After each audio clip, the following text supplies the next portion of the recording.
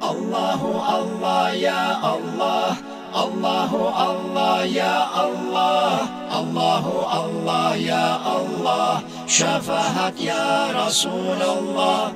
Mevlaya salli ve sellim daiman abadan ala habibike hayril halqi kullihim. Hoş geldin, yaxşı geldin, İbrahim'nin aslusu. Merhaba, safa geldin, mahlukatın aslusu. Merhaba sağa Habib, has Allah'ın mahbubu. Merhaba sağa tabib, bari halkın matlubu. Merhaba ya merhaba, Enbiyaların tacı. Merhaba da merhaba, asibullar ilacı. Tayanağan tavusan, bizde zayıf callanı. Yibanağan bavusan, Allah sügen kullanı. Yüzündendir alınan, ay bulan gün yarığı. Sensin eki dünyada, mümin kullar tarığı. Yüzün gün yemik demek, zulmü olmaz murasul. Dünyanı tutkan nürün, yüzünden algan son ol. Minden bir payın kadar, Yusuf'ta olmak için. Zulaykhanı habarı, dünyanı tuttu bütün. Talaysız olmak için, azalda iblis sözü. Adamların ürünü, görmedi onu gözü. Bir kere görgen Musa, senin ürünü ona.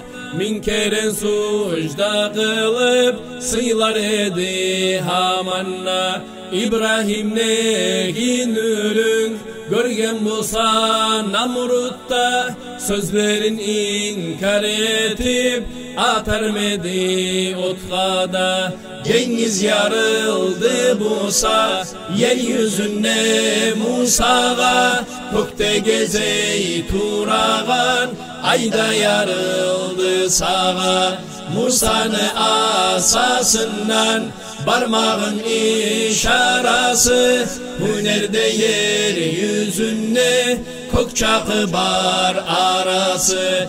Musa'nı Allah bulan, yolukma bar gayyeri. Şolturu sayna Musa, onça tügül hüneri. Sen barıp yoluk gayyer, arş edi mirac edi. Ayağın topurağı, arş üstüne tac edi. Senden son İsa kaytıp, gelse de yeryüzüne. Şeriatından özge, yol bulmayacak özüne.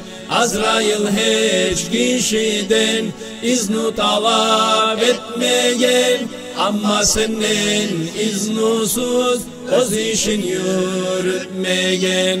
Süleyman'ın şu kadar hüneri muhurunne. Seni atın tabulgan, yazı var yerine. Her yerde Allah özü, atın yazağan zaman.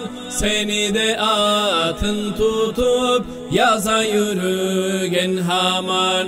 Mevlaya salli ve sellim daiman abadan ala habibike hayril halqi kullihim.